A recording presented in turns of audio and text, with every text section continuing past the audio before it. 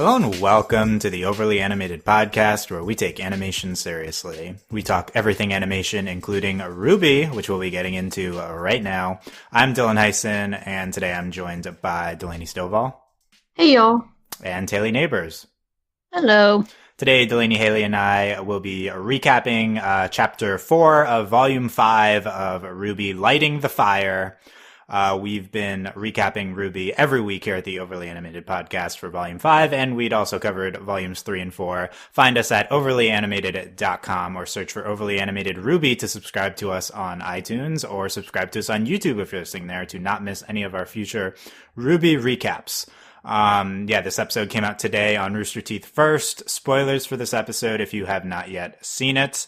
I think I want to get right into this one. A lot to talk about. Very excited. Delaney, what did you think of Lighting the Fire? Oh my God, Weiss and Yang. I was going to explode. I swear to God, I'm like, I can't handle this. If Weiss escapes, before Yang gets there, I'm gonna die. And then there was 30 seconds where I thought it wasn't the right camp, and I was like, I'm gonna die. This is gonna be the worst thing ever. I'm gonna explode. And then they crashed the tent, and I was like, yes! I'm in bed with my girlfriend, I just start yelling. I'm like, oh, they're there! Yes! Everything, finally, it was, and then, they hug, and I'm, crying, and I'm like, oh my God, I miss them so much! I don't think anyone predicted this combination beating first, but I don't care. Also, it's really stupid and random that Raven's semblance is making portals. Whatever. But I don't care. That means they're all going to be together next episode. I'm just super excited about it. I don't care anymore. Nothing matters. Yeah, we'll see. Finally. We'll see about that. Yeah. Oh my God. I'm skeptical. Yeah, we've been talking about how this is based on where the plot is moving. This was what made the most sense to happen first. But it's the least, the combination of the Team RWBY that has the least emotional connection behind it. So maybe we're ramping up into the reunions now, starting off. But then they hugged and it was fine. Yeah, but I think this is way more emotional than anyone expected I was crying. Yeah. I was like, oh my God. Our freezer burn reunion. Finally. The big freezer burn episode that everyone's been waiting for. Yeah. Okay. She says, I missed you so much. And I was like, me too. I was like, yes. I'm so happy. Oh my God. So, I don't care about literally anything that happened in the episode other than this. Okay. I don't know. That's all I cared about. So I was like, yes! You did something I liked. A+ episode. Yes, finally. Because you never do anything I like show. Oh my God. Yeah. But yeah. I was really, really happy about it. I don't think the episode was bad overall, other than I needed the Creek guy to go away immediately, but we did get the satisfaction of Yang beating the crap out of him. Yeah, at least that was the purpose of his character. Yeah, okay. And then I literally don't remember what else. We'll go over it. Yeah.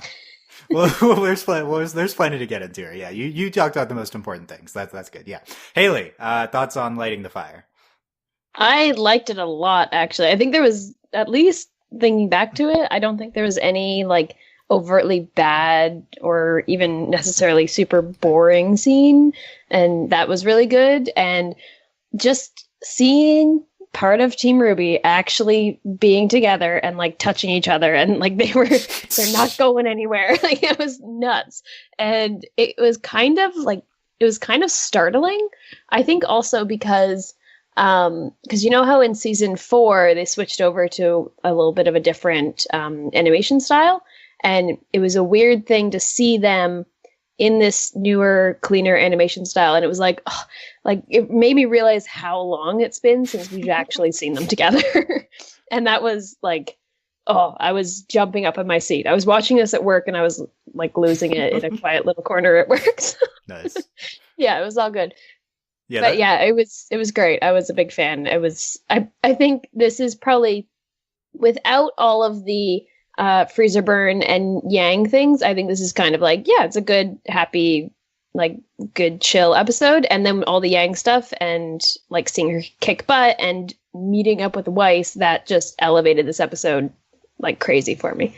So Nice. Very positive. Very positive. Wow. Yeah.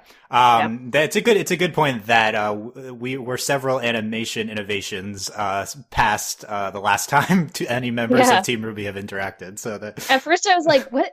Like, I know this looks weird because I haven't seen it for a while, but something else is weird about this." And then I realized what it was. No, the show just looks much better now. Yeah. So yeah, it's great. Yeah. Okay. Yeah, this is going to be the rare, I think, love fest on this podcast. This is the best RWBY episode in years, I would say. I actually haven't. I was looking back at this. This is the best episode since it's not actually been that long, since January 2nd, 2016, with Beginning of the End, which is one of my favorite episodes of RWBY. It's the Cinder flashback episode, the origins. That was in the middle of Volume 3. I think this episode's by far better than anything last season, and better than half of the second half of Volume 3. And it is, of course, the freezer burn hug at the end, which is one of the best moments in a long time on the show. I'm very, very happy with the way they did that. You might think that since they didn't care to reunite RWBY sooner, that they might not have given the necessary emotional weight to any sort of reunion between any of them, but they do seem to get it. Like, this is a big moment, and it was treated as a big moment in the show. This is like even bigger of an emotional response than I would have expected, even if the show had been adequately handling Team RWBY before this. So I was thrilled with the ending, but I also loved the rest of the episode. I think the Yang fight scene in the beginning is also one of my favorite scenes in years on this show.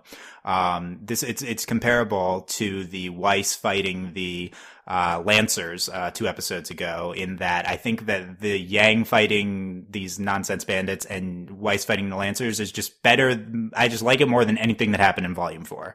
So this is like 3 scenes that I already in 4 episodes now in the season. 2 of them are from this episode that I liked more than anything last season. This is a very promising start.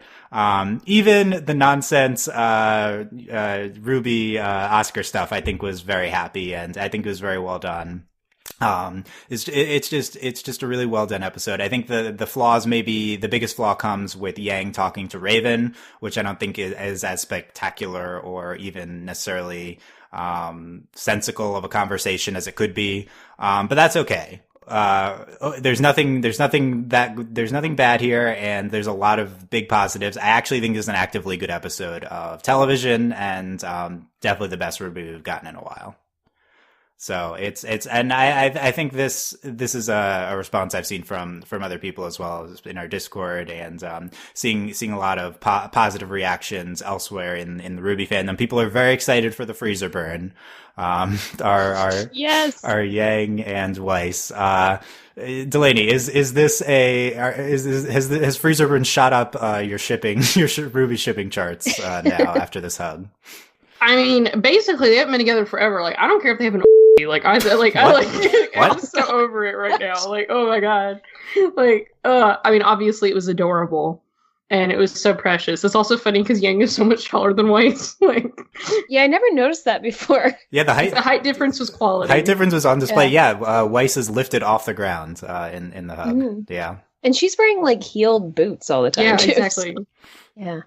Yeah, it's interesting. Yeah, this isn't a combination that I feel like has gotten a ton of screen time on the show before, no, but there definitely have been 1 or 2 moments previously. Yeah, like they were partnered up in Volume 3 when they like the final fight for them. They were the team up as well. Yeah, but since then and before then, even we haven't had a ton of time with just the 2 of them.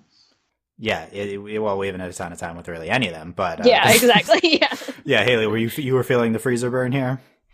Oh, totally. I just thought it was so adorable and completely unexpected for Weiss to be so affectionate with Yang, because I feel like she is very, like, she loves the whole team, but she holds her emotions in pretty well, and that's like part of her character, you know. So it was really neat to see her just like be like, oh, Yang, and like give her a big hug and drop her sword and everything. And that was really awesome. And I liked their little banter once they had seen each other, which was kind of nice to have back on the show and everything. I wish we saw them actually fight, because that would have been so cool. But yeah, I was a big fan of it. And I think this is, like you were saying, Dylan, this kind of makes sense if they're going to ramp up the emotion. It makes sense to start with this partnership because they don't have a ton of history compared to the rest of the pairings on the show. So it works out well. But yeah, I was very, very happy with how they handled this.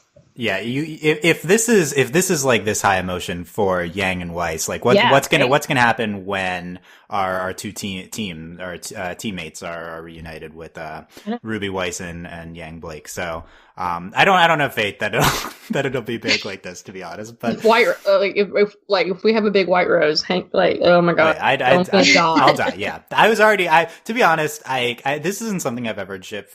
I ever have shipped Freezer Burn, but I'm just so desperate for any female things like this. I would be very happy with them being a couple. Like this is, I was totally about this here. I'm very excited to see, depending on what the future episodes are, I'm excited to see them kind of traveling together and working together as well, because I think that'll be pretty neat to see. Also, just seeing any of Team RWBY actually interacting with each other for extended periods of time is a treat. Absolutely, at this point. Yeah, and they seem firmly reunited now. I think, Hayley, you brought up a great point before about this being Weiss's huge emotional reaction in this to seeing Yang. I think this is we've talked a lot about how some characters in the show not necessarily handled great, but really Weiss has shined in her character development the past few seasons. And regardless of anything else, they've done a really good job with Weiss. And I think this is another great example. This is one of the best, I think, character moments that the show's had. And I know we criticize the writing a lot on the show, but I really think huge props to Miles and to Carrie for this, because I think this is a really realistic thing that fits with Weiss's entire character arc on RWBY. At first, Weiss goes into, Volume 1 as the kind of emotionally repressed, she keeping to herself, doesn't have a lot of social experience. And Team RWBY really opens her up. It's hard to remember this time in the series, but this is like the big Weiss arc in volumes 1 and 2.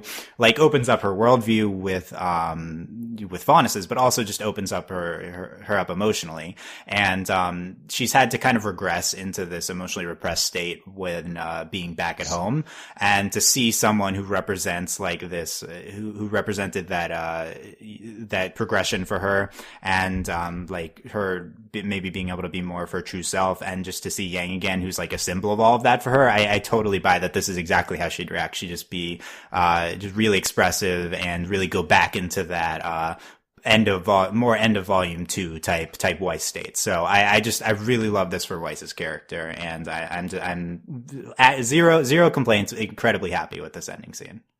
I even like the music cue. We have the instrumental part of Home, I think from the end of last season playing. It's wonderful.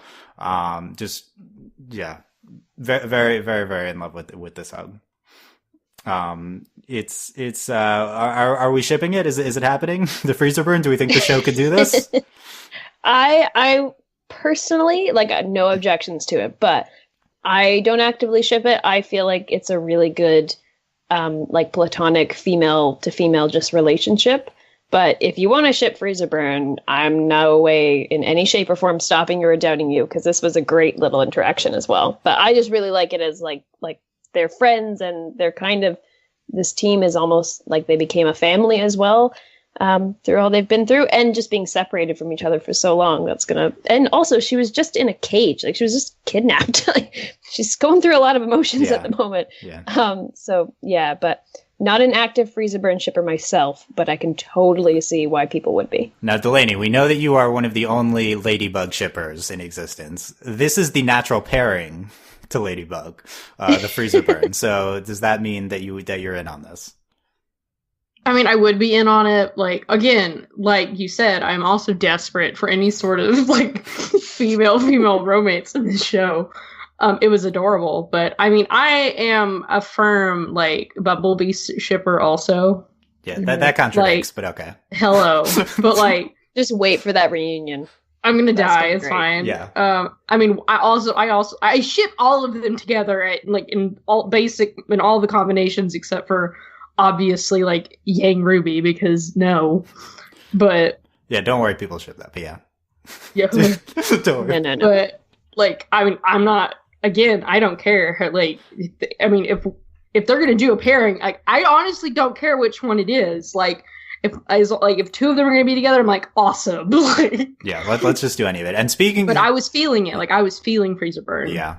Yeah, hard not to with the hug at the end of this episode. Speaking of Bumblebee, one of the more interesting things we talked about on last podcast was how last episode establishes different timelines for Blake's story and Ruby's story. Based on last episode, Blake's story is happening a month in the past from when Ruby's the current Ruby in Blake and Menagerie versus Ruby and Mistral. Yeah, so so Blake's a month behind, and we were worried because the talk was, okay, in theory, Weiss and Yang should be meeting each other next episode, but now that we know that Blake and Ruby are in different timelines, who knows where Yang and Weiss are in relation to these other storylines. But now we know that Yang and Weiss are happening at the same time. We still do not know if they're happening at the same time as Ruby or Blake. My guess would be that they are happening at the same time as Ruby, and that Blake is just a month behind everyone. I thought Blake would be a month ahead. Right. In last episode, they say, they specifically say 2 months until school starts, and, in the speech that Blake's dad's giving, and then Ruby, they say a month until the term starts. So I guess Blake, in relation to the present, Blake is a month ahead because what we're seeing is a month behind the Ruby stuff that we're seeing. So the result of this, is that Blake could just randomly appear at any time now. Yeah, like, we don't know where she is. Right, because we only have a sense of where she is in the past. So I think that this is good because we've been very worried that 3 members of Team RWBY would reunite and Blake's on a different continent, so she wouldn't get there until the end of the season or something. Now we have an out to that though, because Blake has had time to travel to the main continent, and I think it's very in play that she joins up with the rest of them at some point soon. Yes. Yeah, okay. like we get a scene with her figuring something out or whatever, and she's like, I gotta get to Mistral, and then like the next episode she shows up or something. I could totally see that happening. Should be really good. Yeah, really, really good. Now that being said, I don't know if I'm expecting us to portal to RWBY right away here. Please. That seems too easy. It seems too easy, but I would not be mad if it happened. Yeah. Well, yeah, we can hope so. Maybe we'll revisit this, but very, very happy to conclude this as the Yang and Weiss storylines here. Sticking on Yang for a little bit.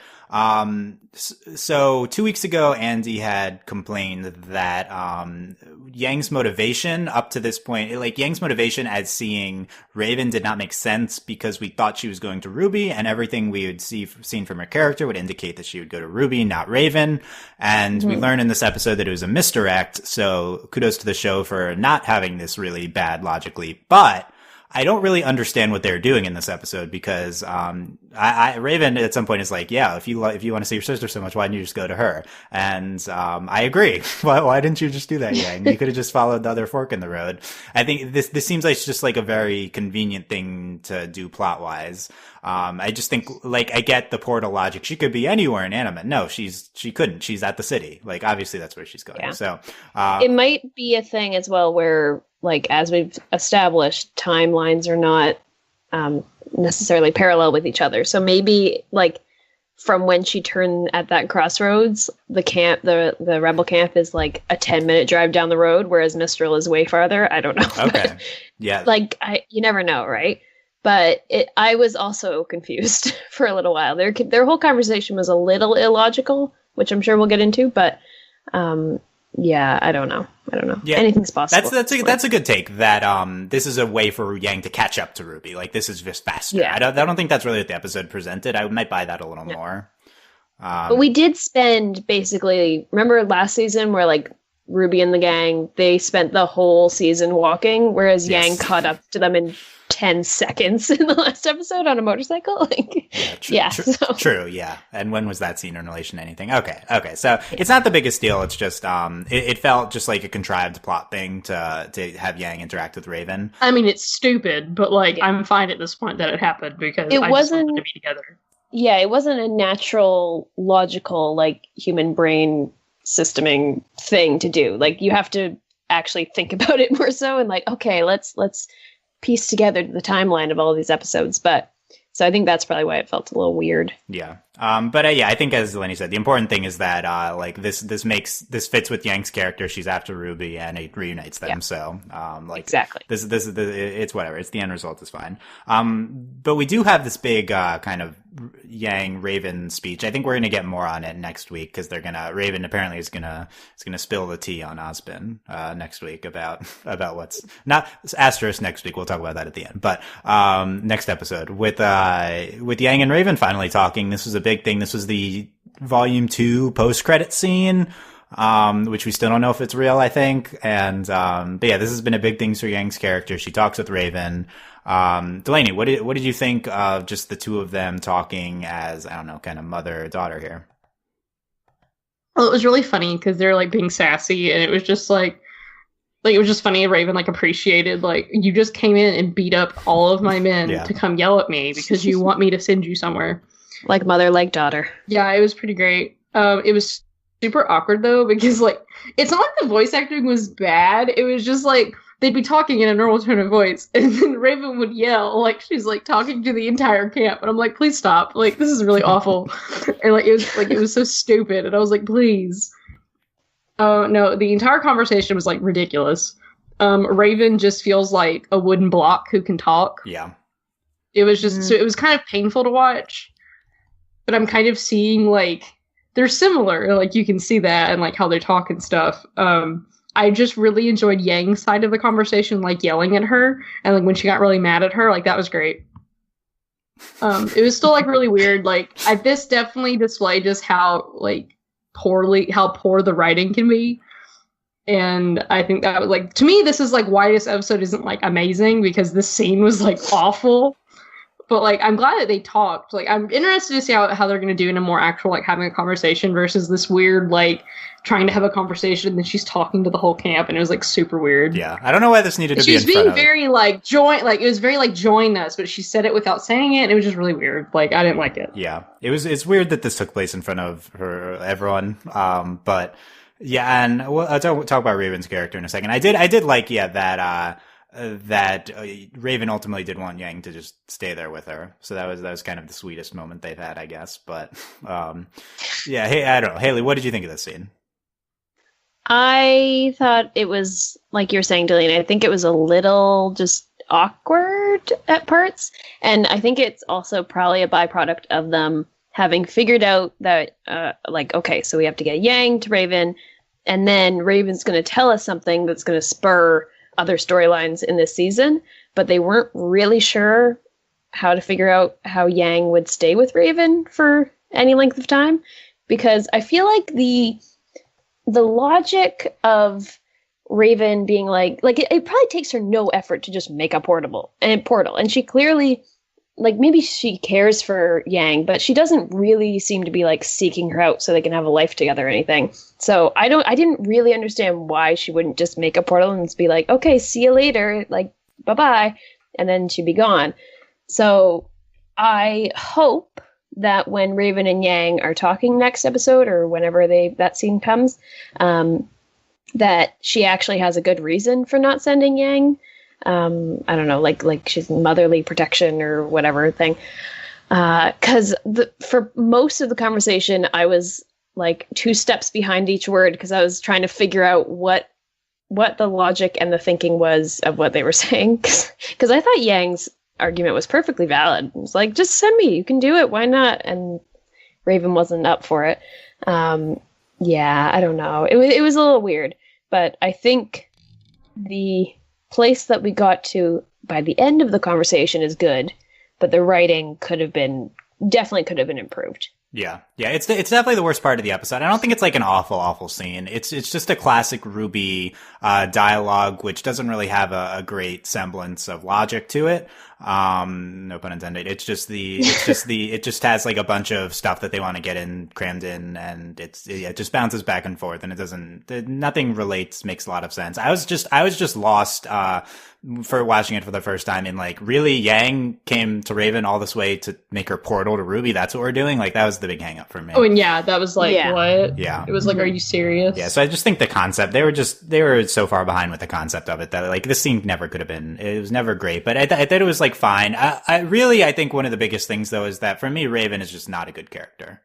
And Delaney mentioned the voice acting. I think her voice actress really does not match her design. I just don't really get any part of Raven's character. No, I wish she had kind of like a deeper, gruffer voice, kind of, because I feel like her voice actress kind of sounds like almost robotic at times, and it doesn't seem to match with her demeanor of like wearing a grim mask all the time, and she's this intimidating bandit leader. Right, but right. I'm just not sure what Raven's character is supposed to. Is she supposed to be like this really tough, like that you might think? Because I haven't gotten that sense of her for anything except like the time Raven's character clicked was when she was fighting at the end of Volume 2 in the finale. Like that's when she was good. And every time I've seen her since, I just like, and I don't really get her. And I think like why do her followers respect and fear her? Like, how do you get a tribe? Like, how did any of this happen? Like, what did she do? Sense. Yeah. So, like, that's just the biggest problem for me. And I say, it's whatever. If she's not that important of a character, it's not a big deal. But that's a big reason why it doesn't really click here for me. Things that I think we talked about most things that happened during that conversation. But yeah, we do learn that Raven's semblance is that when she bonds to people, she can make a portal to get you straight to them, and that she has she can, as far as Yang knows, she can make portals to Taiyang, Yang, and Crow. This explains the random portaling that we saw in the Volume 2 finale with Raven. So this was a necessary thing for the show to at some point address. I thought it was her sword this whole time, but and I was like, where did she get this magical sword? But this, although it seems kind of far-fetched and like kind of convenient, I prefer this explanation to she just has a fancy sword, which is what I always thought it was for a while. Yeah, I thought that she was maybe I thought she was all powerful or something at that. Like, I didn't really know. She's like ripping holes in the fabric of reality. Yeah. Like, that's pretty dramatic. Well, so one thing this is a big component of this. One thing this episode I think does really well that previous episodes have failed on is it lays out things explicitly for you that were previously not laid out on the show. And we're in Volume 5 and we're finally vaguely understanding semblances. Right, Volume 5. Yeah.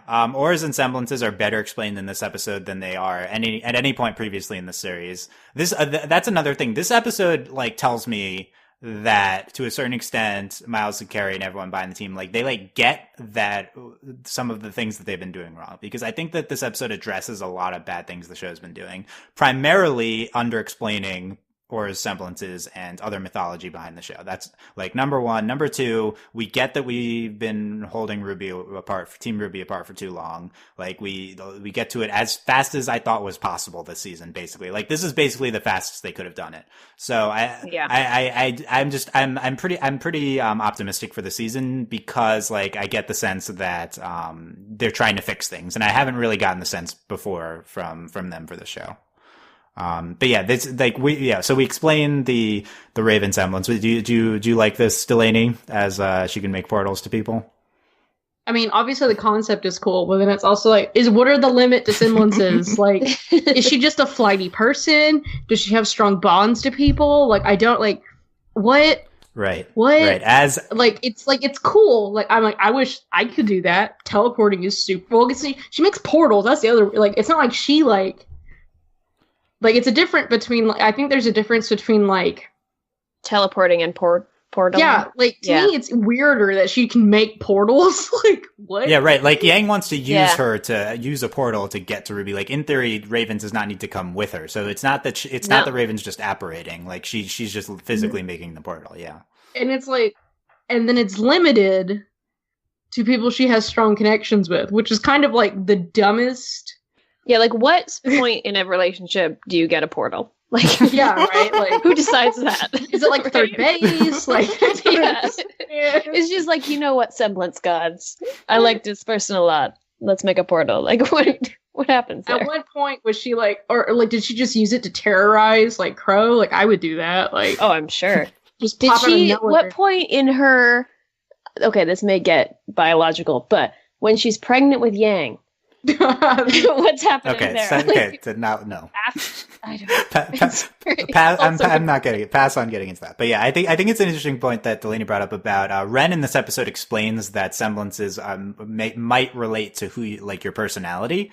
So I like that. Like, does this mean that Raven does she form particularly close bonds? I think that's probably what they're going for. Like, I think this is eventually going to relate to the old Team RWBY with like her and Tai Yang and stuff like that. So like I think that this is going to come into play and that has these close relationships with these key like adult figures on the show. I wonder if she has one with the Spring Maiden, because the Spring Maiden's been there for a little while and they seem like buddy. So right. I don't know. Yeah. That would be an interesting like plot moving thing, right? Yeah, definitely. I'd be able to if they ever get separated. Yeah, that would. Vernal is the, as we learned last episode, is the Spring Maiden. Is that her name? Vernal. Yep. That is a terrible name. Yep. Yeah. Yep. I want to figure out what that means. Vernal equinox. Yep. We talked about that last week. So so we learn more about her though, in that she can lightning in this episode. Very exciting. Yeah. Delaney. So first of all, Delaney, we didn't get your impressions of Vernal after we met her last week, and also, what do you think of her lightning bending? Okay, so she's like cool. She's clearly like homo. Very punk. I guess the lightning thing, like, that's cool. It doesn't make a lot of sense, but sure, they all just have different element powers. It's chill. It's whatever. Well, didn't the Fall Maiden shoot down some lightning at one point? Yeah, I feel like I've seen speculation that this might mean that all the maidens have the same powers. I don't think we've seen enough to make that jump, but yeah, this does seem to be something. They're straight up avatars, basically. Basically, yeah. Like, it's all nature based powers for the most part. Blue people, yeah. No, it's something that it's something that we've seen the Fall Maiden do. So that's interesting. Yeah, Delaney, she's clearly homo. 2017. Yes. Yep. Literally everyone is talking about that. So this is not just the lady for once. But what are you shipping her with Raven, Delaney? Is that a thing? No, I don't know. I don't ship her with anybody. She's been on screen for like. She took Weiss's sword. I don't like her. No. What do you mean you don't like her? She took Weiss's sword? Yeah, exactly. She was mean to Weiss, so I don't like her. Yeah, but would you think that this is they've been promising the gay character forever, Delaney? Do you think that this is the gay character? If it's her, I'm be mad. Right, like, yeah. Right. No. Yeah, so we'll see what they do with Vernal. I wouldn't hate it based on, I have no clue what their age difference is, but I wouldn't hate her and Raven being together. Yeah. Because then we have Raven being at least bi, so that would be cool. Yeah, that's true. That'd be two characters. That'd be cool. Yeah. We'll see. Yeah, double whammy. But, yes. Yeah, so yeah, we'll be on Vernal watch. I mean, she's going to be a key part of the season, as we know that everyone's trying to get her. So yeah, and she does not want to go. I think she would put up a fight. Yeah. Probably. We previously thought that RWBY might reunite with them at the Bronwyn camp, because they're expected to go after the maiden. So we'll see if that's a thing, or if Yang and Weiss portal to Mistral before that. I think that's everything from that scene. The other Yang stuff was the beginning with the fight with the Bronwyn tribe people, the creep from 2 episodes ago. I really like this fight scene. Like this, basically everything that I said that 2 weeks ago about the Lancer fight scene. I said that this is reminiscent of volumes 1 and 2 RWBY. It's just a simple character focused fight scene with awesome music in the background.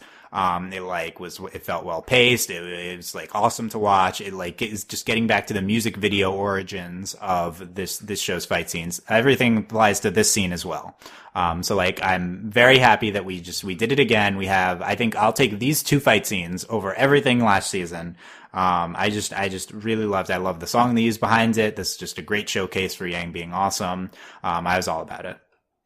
Mm-hmm. It was also cool too, because I noticed that it wasn't until the end when she was with Raven and getting emotionally riled up. But during this fight scene, as far as I can remember, Yang didn't use her semblance, which seems to be something that she's been working on in terms of her fighting styles, is to not just rely on that. So that was awesome. And to see her do so many cool little moves and everything, it really kind of cemented for me that she is very good at hand-to-hand combat. And I thought it was a neat detail too when they were, I guess, escorting her to Raven. like they added bruise marks to all the people that she beat up as well, which was like, yeah, go Yang, especially the creep dude. Yes. And hopefully Raven does get angry at him like he suspected, because he has it coming. Yeah. Thoughts, Delaney, on the scene? Oh, my favorite part of this scene is the beginning where she's like, "Is this all of you?" Yeah, camps that way, right? And just like freaks them out so much by just like notching her weapons, and they're like, "Oh good. No!" Yeah. Like, I love it. Like, she's so chill, and she's like, "Okay, this is gonna take like 5 minutes. Let's hurry this up." So, like, I just like, especially when it's like the camps that way, and they're like, yeah, it's so good." And then, no, I agree with Dylan that like the fight was incredible, and like I really enjoyed. No, I think definitely this fight is definitely like way better than anything that happened in Volume 4. I did really like the Lancer fight, which I just watched today in my getting caught up process. And but no, I really enjoyed this fight, and I'm just kind of disappointed that later we didn't get to see the Knight like murder everyone in the camp. Yeah. He's like, darn it. All it did was just grow really big to break her out of the thing. Right. Yeah. But it was I also thought that was hilarious when Weiss was like, "Okay, subtleties out the window," and just like, wah! Giant knife. Like, okay, Weiss. But no, the fight's like super good, and like I think it was really nice to show like how great she is at hand-to-hand combat versus like RWBY like trying to fight. Yeah. That was really good. Yeah. It's very about that. Very about beating up the guy from the what is episode 1? I guess he was in. Like that was the worst. That was the worst scene in that episode. And and she beat him up extra, which is what mattered. Yeah. I think Hayley briefly mentioned Yang's semblance. I think as much as we've been doing great with semblances this episode and explaining them, Yang's semblance we've further obfuscated this season. After last season, we thought it was like, okay, her semblances, the more she gets hit, the more powerful she is. But she now, I think again in this episode, maybe at the end with Weiss, she just seemingly unleashes her semblance immediately, which is something that happened in episode 1 as well. So the impression that they're giving off now is that her semblance is just, if she's just emotionally angry, then she powers up. Yeah, that seems to be what it is now, right, but which is fine. It's just definitely not what I thought was happening in Volume 3 when we went over this. So shrug. But then it would make sense in that she's becoming more restrained, which is like kind of some character development, I guess. She's better control over it, maybe. But yeah, I don't know. It's hard to like rationalize semblances. Yeah. Well, we'll talk. Okay, that's a good. As we talked, it's a good segue. Okay, it's a good segue. But yeah. So we talked about all the Yang and Weiss stuff, but now we need to get to the RWBY Ranger scenes, and we need to start off. We'll table the semblance talk for a second, but both of you, Delaney especially, you've missed the hot talk of last week's podcast. Was what everyone's talking about. Everyone's new favorite ship. Mine included. Mine included. No. But Rose Garden, the RWBY and Oscar. Is that what it's called? Rose Garden? I love it. Oh man. It was being heavily. It seemed we talked about how it was being pushed last episode. RWBY and Oscar's kind of blushing. RWBY is really smiling, and then this episode they're fighting and they're being adorable. And Delaney, everyone's shipping it. Kind of on this ship. Whoa. Okay, first of all, okay, table that for a second. Delaney, everyone's shipping this, as you just heard from Hayley. So I'm shipping it, but within a margin of things as well, which we'll talk about. But, do you buy that this is what the show is doing, and do you like it, Delaney? I 100% buy that the show is doing this because the show constantly exists to torture me. I prefer it to Jean simply because Jean is awful and I hate him. But no, Oscar is also Ozpin, and they will eventually become one person, and that's just weird. Like, I know they're not the same person, but they're the same person, and it's weird, and I can't handle it. Like, no. Delaney, isn't it cute though? I mean, in the appearances of it's just being this cute, like being Oscar and RWBY, obviously it's adorable. Oscar is tiny and he's precious, but like, no. What you're saying? They made it problematic by having him also be Ozpin? Obviously, the show is incapable of doing something like this and not making it problematic. Yeah. Hayley, you got to defend your claim that you're actually shipping this. Please elaborate. So here's the thing. I find with many shows, I don't normally like feel the romance very often. Like, I feel like it's kind of forced a lot of time. Whereas this, I was legitimately like, oh, it's so cute. Like, they make me happy just seeing them together, and they're adorable. And I think they match each other well. The Ozpin thing kind of freaks me out. So that's the thing where I was like feeling really happy about it, and I was like, oh, I like this little ship, and then I was like, oh no, as he like morphed into Ozpin all of a sudden. It's like that's a little creepy. But we could get into interesting chats about like the logistics of reincarnation and stuff like that. No, I don't know. No. I feel like I don't know. I think if it was maybe a different show where I trusted the writers a little bit more, I'd be like, oh yeah, all on it. They'll make it work and it won't be creepy and like not pedophilia, but also kind of pedophilia. And whereas I'm worried that this show might not do that and might not create a very wholesome ship. But we'll see. At this point, if I just ignore that he's Ozpin, kind of, I'm all for it. But the Ozpin thing trips me up. But I just don't think about it, and it's okay. And just ignore him when his eyes start to glow, and then when he glows back in, it's all good. So, Delaney, this is the new Kadang. He is Oscar's How wait, dare you? Let me explain. Oscar's God, this is what they're actually there. This is what they're going for. Oscar's 14 and RWBY is 16. They have the same age gap, and This Oscar is Roku Yeah, is the same thing as Ozpin, No, and no. it's what they're going for 100%. No, it totally is. It totally No. is. It's like Roku wow, doesn't randomly possess a. Isn't that what And Todd is the a Avatar Nora. state is? Like, isn't that what that is? It really, yeah, it is. It's It is. basically, it's much less creepy stop. and happens a I lot hate less you all often. so much. Yeah, and we also like. How dare you As- also bring up the past lives, which you know I'm sensitive about? Like, you're attacking me on so many different levels right now, and I don't I appreciate feel it. like so attacked right now. That is. But it's true. It's true. It Well, makes this show, sense. as we've talked about a lot, Ruby's just trying to be Avatar, and this Yeah. is what they're trying to do. And with this. naturally, they take the cutest part of Avatar and make it as creepy as possible. Well, maybe like we don't really understand the full logistics of their bond because Yeah. it sounds like at some point they'll just like morph and become one in their head, but I don't know when that's going to happen. So maybe it's fine. We'll find out. I don't know. See, the whole thing, like, he still has his memories, so he still remembers being Ruby's Yeah, see, sister. that's- No, yeah. it's not okay. Bye. And also being like an immortal Yes. being at the same time too, right? So Yeah. So, Yeah. we talked last week. there's a lot of levels to this ship. Yeah. Last podcast, we basically arrived at the place you guys are talking about, where it seems like they will merge into one soul eventually, and it does seem like Ozpin is retaining his memories. So there's a very terrible power balance thing going on with that. This is Yep. Ruby's former principal. Loves those gray Yeah, eyes. So yeah, so nice. Yeah, if you can ignore all that, wasn't them fighting cute though? Like, that was great. So like, cute. It's great. Very Yeah, cute. so this is the new hot ship, Delaney, and this is what everyone's talking about. And the Rose Garden. I love that you like unprompted brought up that you you like this more than Ruby John. Like, this is Oh yeah. Obviously.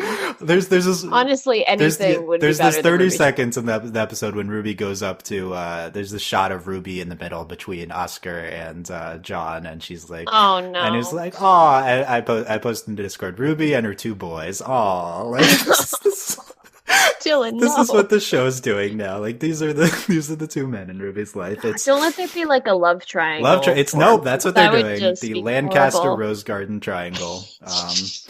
I think all of us are on Rose Garden is better than Lancaster. Yep. So we all agree. At least we got that. Even with the like God living in his head, who It's still taught better her, than John. it's still better than Sean.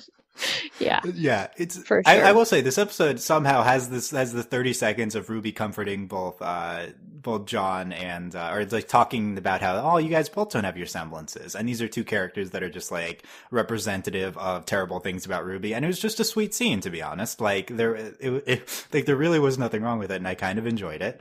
And gotta admit, I was with the Rose Garden thing happening. I was not as enraged when she was talking and comforting Jean, because I was like, I see I see a way out of that relationship at this point. So that made me feel happy. Yeah, I guess it was okay because Jean wasn't talking. Yeah, that helped too. That's why it was okay, because he hasn't been talking the entire season. That's another thing that they've improved on is this really hasn't been the Jean season. Yeah, we've been and listening to Ozpin talk through this adorable like I love kid that. Works, because I'm like, I know Ozpin's talking, but Oscar's so cute, it's okay.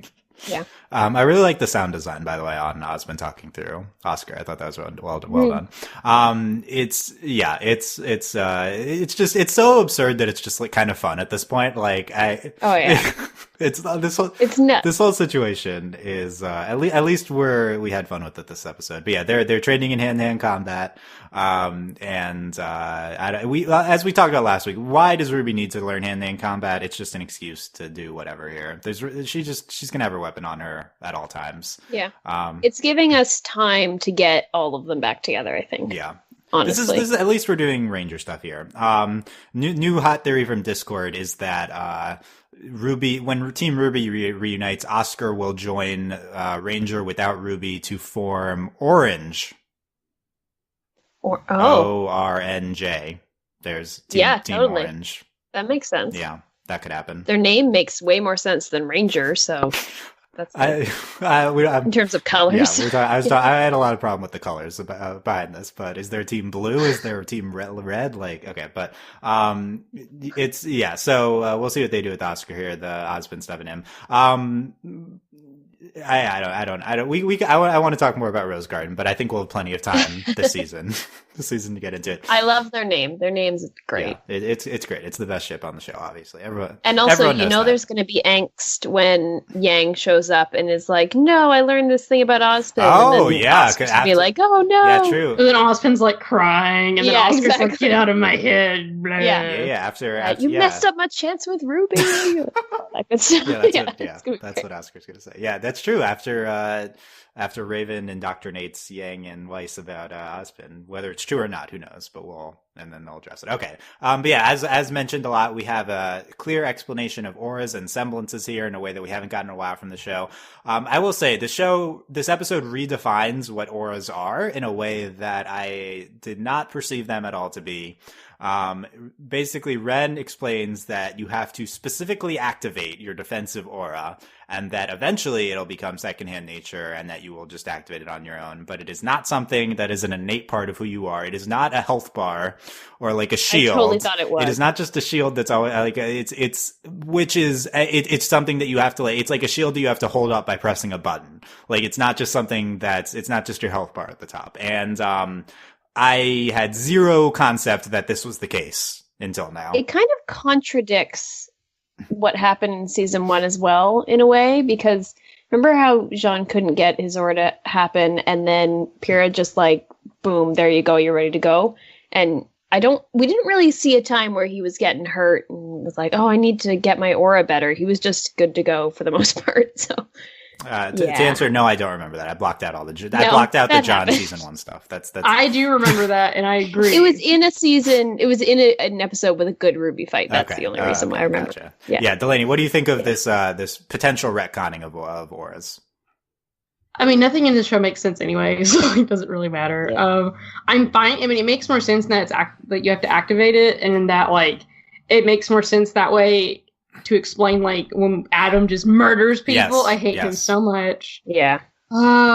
Anyway. Yeah, at the end, I'll get your take on that stuff. Yeah, we haven't gotten there yet, but yeah, it's true. We've always talked about how are people just hurt so quickly if auras are a thing that exists, and this potentially does help explain away some of that. That it is a thing you need to spit. So you can kill people by surprise, which okay. Yeah. That's fine, I guess. And it explains the fights, like Yang's fight at the beginning of this episode too, right? How she could just hurt them and they're down. It wasn't just because she's such a good fighter, which she is, but they also don't have auras. Yeah. The impression you also get here is that only strong huntsmen get auras. Not everyone. Right, not everyone has one, which is why not everyone's a hunter or a huntsman and a huntress. Yeah, so I think this is probably a correct thing to do because it explains away a lot of bad things that the a lot of like logic gaps that the show has had. I'm not clear if this was an original intent of the show's mythology, and it didn't explain it well before, or if it's a retcon. Either way, I don't think it matters. At least we are like clearly explaining something surrounding auras. And semblances, we get them laid out a little bit more, which is it's your own superpower. Ruby moves fast. Electricity makes Nora stronger, and Ren can mask emotions. Correct. Our analysis for that last season. And John, he doesn't have his yet. And as we talked about, Ren also says this might be related to your personality. Overall, just this is even though it doesn't really give us anything in terms of semblances that we didn't know before. I think that it's great to lay it out there in a more explicit state because it's just been a recurring joke to us that the show just like written. I just can't believe it took until like volume 5. Like it just astounds me.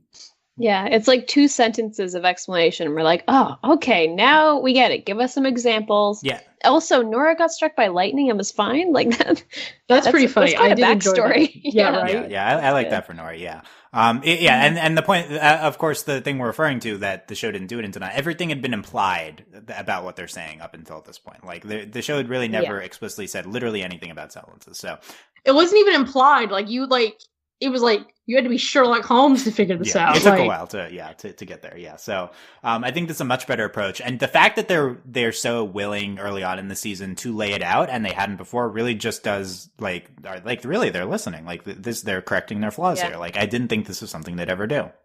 It's also good to do this too if Jean not having a semblance is going to become a thing, because we would have been extra angry if we didn't have something like this. And then like an episode in the future deals with Jean and Oscar having to figure out their semblance. Like at least we have some sort of a ground base of what we're actually talking about with this, which is good. Yeah. Yeah. Okay, doesn't this mean Ozpin's had like a bajillion semblances and we need to know all of them so he can explain semblances better, please? Yeah, I just assumed that he would have his magical one, whatever it is, but yeah, I'd seen some people speculating that is Ozpin's semblance this curse of reincarnation? Like, is that his original semblance? Or he does like glow each time it happens. So I think that's on the table, but we really don't know yet. So we need a little bit more explanation. Yeah, Ozpin just says it's a curse and it's from the gods. So we don't really know how any of that works. Okay, Delaney corner time. Let's get before we wrap over, let's get your brief take. You missed the Adam, believe me, we went off on this podcast, Delaney, when Adam, murdered, new character Sienna Khan, in episode 2. I'm still angry. Yeah. So, the 30-second Delaney reaction to the Adam scene. It was awful, obviously, and they need to stop doing it in like this. Like his weapon's a sword, so it doesn't matter. Like every time, already dissolving so the earth. And awful, and I hate him. And he like whispers in her ear, and I'm like, go away. Like I want someone to stab him with his sword, please. Like I hate him so much. It was awful. We just met Sienna. Her character design is super cool, and I really liked her immediately because she was like, I'm going to execute you. And I was like, yeah, do it. And then. But even like Hazel's mad at Adam about it, but then he just sits in this chair and he's like legs are spread and he's just like, yeah, I'm just chilling. I thought it was just, like, I hate him so much. His hair's stupid and his face is stupid and I just hate him so much. Why does he never take the mask off? That drives me nuts. He's stupid. That's why. So no, he's just an edgelord. Yeah, that's why. So I hate him so much. Yeah. Okay. Cosign. Hayley on that podcast said that maybe Sienna's alive.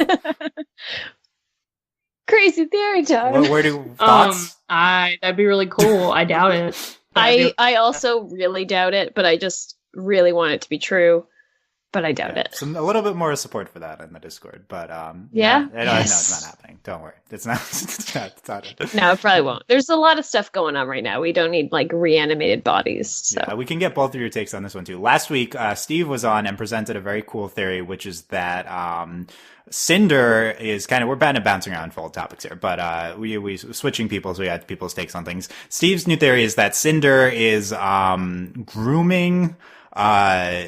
Or Salem is grooming Cinder to eventually take over her body, much like Ozpin is reincarnating. Not necessarily that Salem reincarnates too, but that Salem is going to, like, Salem's really old and eternal like Ozpin, so Salem is having Cinder accumulate all of the maiden powers and then will take over her body, and then she will have all these powers. I mean, it makes sense given when she's like, you'll have the power, like, or she's like, there's not too much more I can do for you. Mm-hmm. So, like, and I mean, also, that would make Austin sense. said it was like the reason he reincarnates is because of Salem. Right, so right? Salem is also, Ozpin's thousands of years old. Salem is as well. Yeah. So I'm sure. Why not? I'm down for that. To me, the biggest thing about this theory is that it makes sense why Salem cares so much about Cinder. Why that they're always like, why? Yeah, if she's grooming her, like, does Cinder know that this is the plan? Probably not. So she'll just. Probably. I would not be about killing Cinder though and taking over her body, I guess. Also, what are the logistics of her taking all the other maidens' powers? Is that something that can actually happen? That's a separate thing. Do you just get doubly as strong? Yeah, that's a separate thing. That's something I've always thought that we're going with Cinder, is that we're just going to have Cinder be the Avatar and take all of the maidens' powers. But if the maidens have all the same powers, like our current maiden Lightning, then it doesn't make much sense. Maybe it just boosts your power. Maybe it's like a 25% full, like powers. Yeah. So maybe it makes her strong enough to become whatever Salem is. Yeah, is Salem a demon? Is she, what is she, a god? Like, what? Yeah, so a lot of questions here. Okay, but we'll address some of these things in the next 3 seasons, but probably not this season. So, this is it for lighting the fire. Mostly we had positive things to say. Good stuff. Delaney, final thoughts here. The only thing that matters is that Weiss and Yang hugged, and I cried, so it was good. I cried 10 out of 10. Yep, there you go. Hayley, final thoughts. I'm very happy. I'm just so happy that we finally have at least one reunion, because that really, my greatest fear going into the season was that we weren't going to get a reunion until like the finale, because I've been liking this season. It's been good, but that was something where I was like, oh, that would just really suck. So at least having these two brought together and very clear ways of bringing the rest all together is making me feel so much better about this season. And just having them together is so good and makes the show a million times better than it is with them apart. So I'm so happy at the end of the season. And also my weird new ship that I enjoy is also going to be interesting to see how that progresses. Hayley, number 1 on the Rose Garden train. Mark it down. Last podcast at the end, I was like, okay, guys, I'm going to be troll shipping Rose Garden. Don't tell Delaney. No. And like, I didn't even need to, because Hayley's actually shipping it. So well, I'm shipping it, but also with like just a little caveat as well, like a little asterisk. Well, I think it's a big asterisk. Like this, it's a big asterisk. I know. Oh, it's no minor thing. This is. Yeah.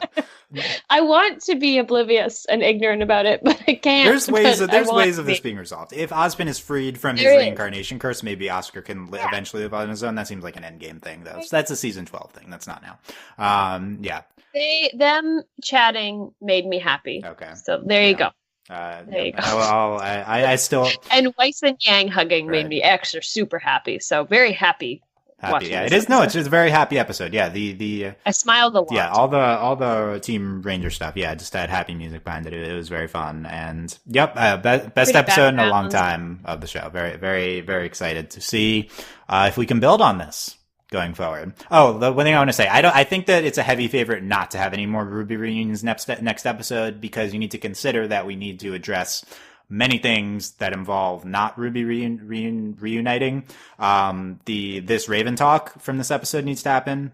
We need to see the Blake stuff finish in Menagerie. So I think we're going to go back to Blake. There's no Blake this episode, so I think we'll go back to Menagerie. And then also, we haven't checked in on villains in a while. There's a million villain things we need to do that were set up 2 episodes ago. So I think that potentially nothing reunion stuff next episode, although, I didn't expect it this episode either. So yeah, but we might get even like a background or flashback kind of thing with Raven's chat as well, which could eat up a decent amount of time. So yeah, I agree. I don't think we're going to get another reunion for at least another episode, probably 2, I would think. But we may get spoiled, so you never know. So we will see. Also, we are definitely on World of Remnant watch. I think we are a heavy favorite to have a World of Remnant next week. Please no. I'm not anticipating Chapter 5 being next week, although we will not know until later in the week. And, but whenever we won't be doing a podcast that's World of Remnant, but whenever Chapter 5 comes out, we'll have a podcast about it. So, definitely subscribe to us, overlyanimated.com on YouTube. Subscribe there, to not miss any of our upcoming RWBY content. Let us know what you thought of any of the discussions we had on this episode. Leave your comments on overlyanimated.com. Click on the article. You can leave a comment there on YouTube in the comments, or join the discussion on Discord at overlyanimated.com/Discord. A lot of RWBY talk, a lot of theorizing. It's an easy show to just like kind of endlessly speculate on, because everything is up in the air. So, you can. And we have like 15,000 seasons coming up, and, so we've got we're on 5 out of 13 at least. So there you go. Yeah. Okay. There's plenty of time to figure all this out. Last thing is, you can become a patron at patreon.com/overlyanimated. Thanks to all our current patrons, especially patron of the podcast, Lucas, aka Rocco, and thanks as always to our patron executive producers, John, Ryan, Steve, Alex, and Andy.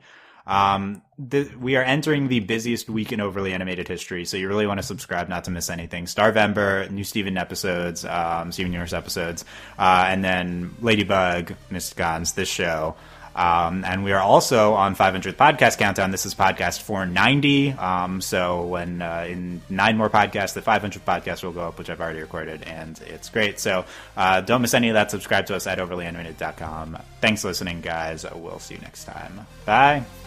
Bye. Bye.